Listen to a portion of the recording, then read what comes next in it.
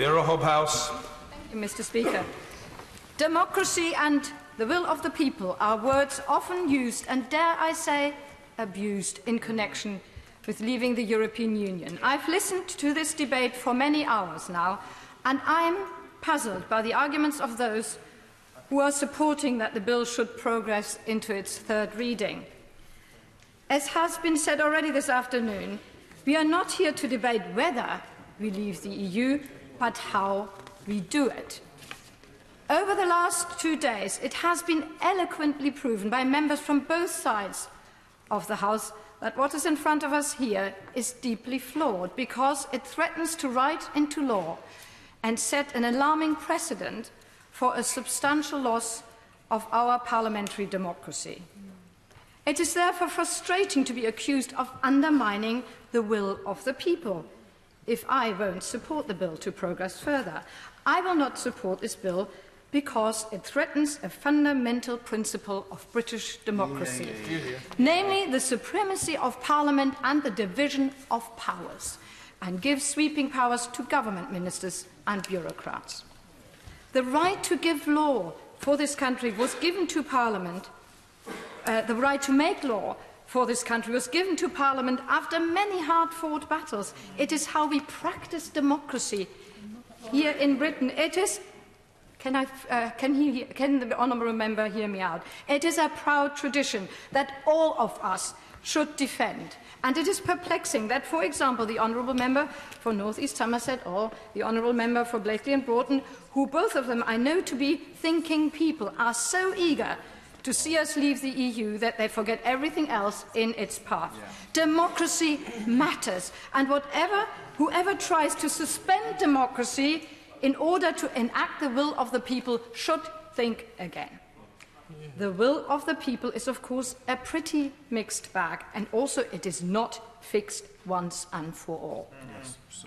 On the 23rd of June last year, almost 70% of my constituents voted to remain in the EU. In June this year, I was elected on the basis of my opposition to the government's Brexit line. That was the will of the people in my constituency at that point.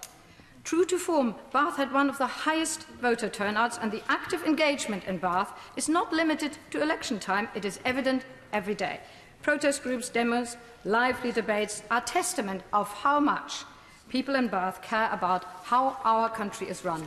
And here is another principle of democracy that they want to see practiced, that I can speak on their behalf of the concerns they have when and how we leave the EU without being labelled as Remona, reverser, unpatriotic and undemocratic. Democracy is about the right to debate freely and voice your opinion without being labelled or bullied. And if we truly want to achieve the best for our country, we need to be able to freely discuss all outcomes, including that people, leavers or remainers, can change their mind. The bill in front of us now adds another level of madness to the Brexit process. It doesn't only betray those who voted to remain in the EU, but also those who chose to leave.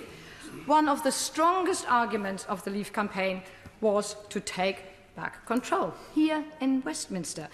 But instead of giving back control to this Parliament, like the Leave campaign championed, it is a power grab by government ministers. As one of my constituents said, when people voted to leave the European Union, they didn't vote to swap backroom deals in Brussels for more of the same in Whitehall. They voted for Parliament and the British people to have more of a say.